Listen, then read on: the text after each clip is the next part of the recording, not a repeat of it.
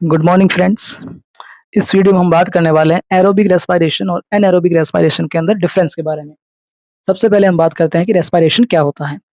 तो रेस्पिरेशन जो एक बायोकेमिकल प्रोसेस है जिसके अंतर्गत जो हम फूड जो है ऑब्टेन करते हैं किसी ऑर्गेनिज्म से या फिर प्लांट से, उस फूड से जो ऑब्टेन करके उसे एनर्जी रिलीज करना, उस एनर्जी को हमारे शरीर के मेंटेनेंस के लिए काम करना, वो जो प्रोसेस है ना उसे हम कहते हैं रेस्पिरेशन। यानी कि डेफिनेशन ये हुई कि एक बायोकेमिकल प्रोसेस है जिसके द्वारा हम जो है जो एनर्जी ऑब्टेन करते हैं फ्रॉम द फूड।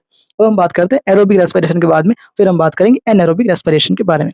सबसे पहले हम बात करें एनएरोबिक रेस्पिरेशन। जो एनर्जी ऑब्टेन करने वाला प्रोसेस है वो ऑक्सीजन की प्रेजेंट में हो तब हम उसे कहते हैं एरोबिक रेस्पिरेशन।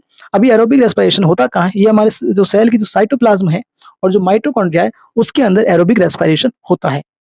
एरोबिक रेस्पिरेशन होने के बाद जो प्रोडक्ट रिलीज होते हैं या फिर जो प्रोडक्ट बनते हैं उसके अंदर एक है कार्बन डाइऑक्साइड और वाटर जो है बनते हैं, और उसके साथ में एनर्जी रिलीज होती है जिसका उपयोग हम शरीर के मेंटेनेंस के लिए करते हैं।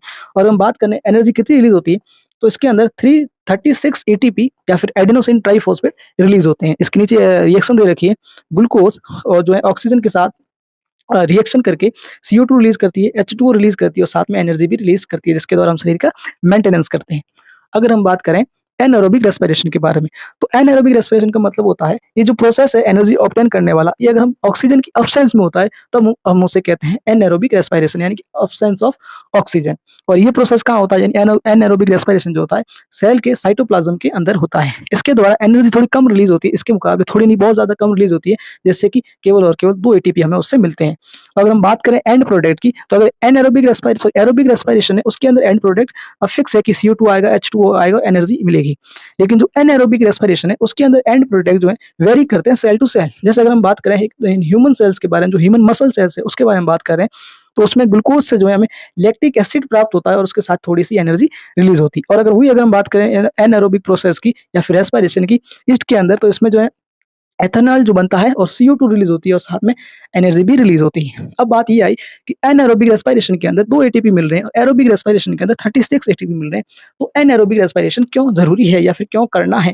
तो इसका रीजन इतना सा है कि एनएरोबिक रेस्पिरेशन वहाँ किया जाता है जहाँ हमें एनर्जी की मतलब तुरंत जरूरत होती है या फिर बहुत जल्दी जल्दी हमें एनर्जी की जरूरत होती है, वो हम एनएरोबिक रेस्पिरेशन करते हैं। जैसे कि हम भागते हैं, हम दौड़ते हैं, तो दौड़ते समय हमारी जो ह्यूमन मसल सेल उन्हें हमें ज़्यादा एनर्जी की ज़रूरत होती है, तो ये जो प्रोसेस होता है काफ़ी फास्ट होता है। इसकी वजह से एनारोबिक रेस्पिरेशन यूज़ करते हैं बजाय एरोबिक रेस्पिरेशन के अंदर। दूसरी बात एनारोबिक रेस्पिरेशन में जो है यूनिसेलुलर ऑर्गेनिज्म है, छोटे-छोटे ऑर्गेनिज्म है, उनके अंदर एनारोबिक रेस्पिरेशन ज़्यादा, उन्होंने एक तरह से अपने अंदर इसके लिए जो है एडेप्टेशन विकसित कर लिया अपने अंदर एनारोबिक रेस्पिरेशन का, जिससे जो है उनको जो है कम एनर्जी की ज़रूरत होती है, कम एनर्जी ज़रूरत करने के लिए वो इस तरह का प्रोसेस करते हैं बजाय एरोबिक रेस्पिरेशन के।